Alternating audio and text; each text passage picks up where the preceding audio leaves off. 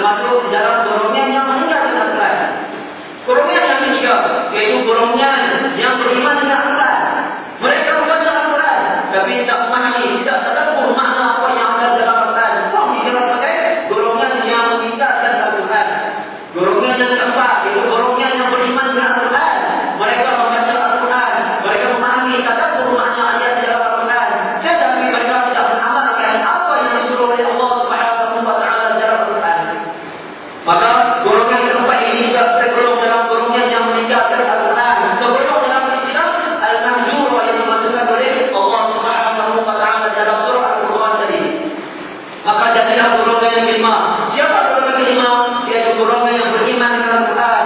Mereka membaca Al-Quran, mereka tadabbur makna Al-Quran, dan mereka mengamalkan apa yang ada dalam Al-Quran.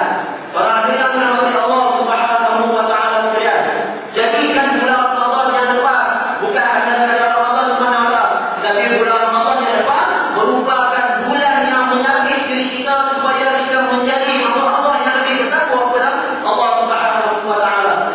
Para hadirin yang dirahmati Allah Subhanahu wa taala sekalian, bulan Ramadan yang sekarang ini kita berada dalam bulan Syawal. Maka Allah Subhanahu wa taala menerangkan inti bagi puasa bulan Ramadan di dalam firman-Nya, "A'udzu billahi minasyaitonir rajim. Ya ayyuhalladzina amanu kutiba 'alaikumus shiyam kama kutiba 'alal ladzina min qablikum la'allakum tattaqun." Wahai orang-orang yang beriman, sesungguhnya diwajibkan di atas kamu untuk berpuasa seperti mana diwajibkan di atas umat-umat yang sebelum daripada kamu, la'allakum tattaqun. Ini merupakan intipati di dalam pelaksanaan suruhan berpuasa. Mudah-mudahan kamu menjadi orang-orang yang bertakwa. Mudah-mudahan kamu menjadi orang-orang yang bertakwa. Apa yang diharapkan oleh Islam, apabila kita keluar daripada bulan Ramadan, masuk dalam bulan Syawal, maka kita menjadi orang-orang yang bertakwa. Apakah antara ciri takwa yang disebutkan oleh para ulama? Kalau kita lihat dalam satu kata-kata yang dikeluarkan oleh sahabat Nabi Muhammad sallallahu alaihi wasallam, yaitu Ali bin Abi Thalib. Beliau berkata bahawa takwa yaitu al-amal bil tanzil, al-khawfu min al-jalil, wal isti'dadu li yawm ar-rahil, wal ridha bil qalil. Yaitu al-khawfu min al-jalil, dia takutkan Allah Subhanahu wa taala. Kalau kita benar-benar mengikut perintah Allah Subhanahu wa taala, lahir dari kita pada 14 tahun Ramadan, maka kita akan bertambah takut kepada Allah Subhanahu wa taala. Ini ciri pertama yang disebut oleh Ali bin Abi Thalib radhiyallahu anhu, karamallahu wajhah.